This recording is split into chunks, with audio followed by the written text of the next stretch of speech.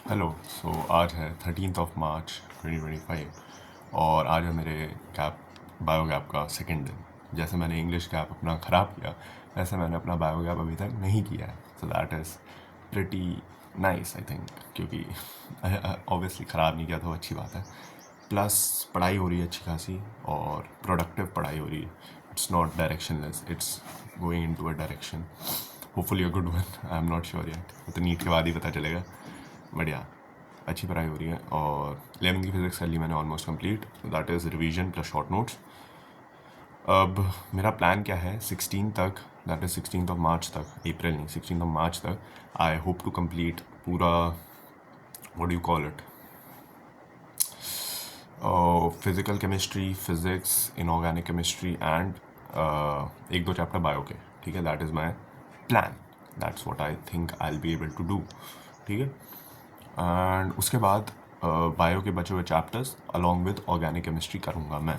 ठीक है, ऑर्गेनिक में मेरा अब क्या प्लान है, देखो मैंने ठीक ठाक नॉलेज एक्वायर कर ली है, तो अब मैं किसी अच्छे टीचर के नोट्स के प्रिंट आउट लूँगा and then I just practice a lot of questions, because I think organic में जितना भी मैंने लोगों से पूछा, जिन लोगों के अच्छे मार्क्स आते हैं ऑर्गेनिक में, जैसे इन question practice is the key. तो अब मेरे पास लेस देन 1 मंथ है, मतलब जिसमें क्वेश्चन प्रैक्टिस कर सकता हूँ। So I will try to do as many question as possible, you know. So that is something that I'll be doing, question practice at another level. और आकाश में भी test शुरू हो गया यार, उसका भी सीन है, 27 से टेस्ट हैं, लेकिन ठीक है वो तो कवर हो जाते हैं किसी तरह।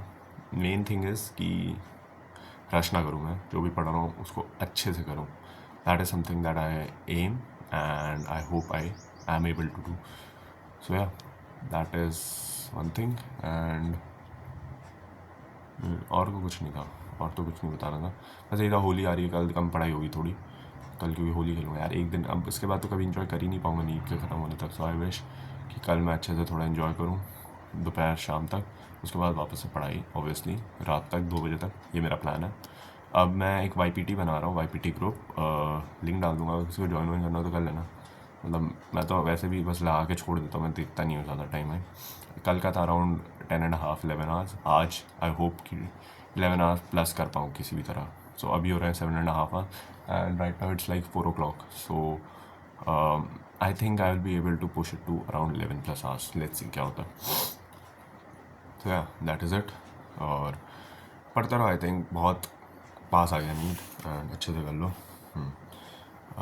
या, तो that is it I think. और तो कुछ नहीं बताना था। हाँ, अब आगे का बता दूंगा मैं, मतलब बेसिकली अभी तो मेन है इस संडे से पहले तक physical chemistry, physics 11th 12th और इनऑर्गेनिक केमिस्ट्री ख़त्म करनी है।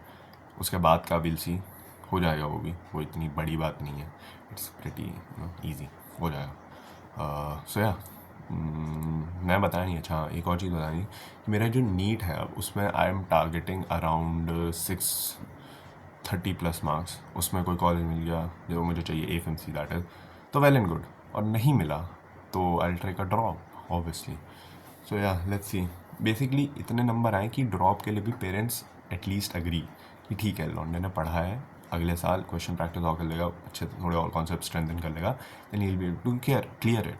सो ये मेरा प्लान है कि 630+ मार्क्स ले आऊँ नीट में, तो वही मैं लेके चल रहा हूँ अभी। तो yeah, that is the thing. And और तो कुछ नहीं था ना। Okay then, I will see you all very very soon, bye.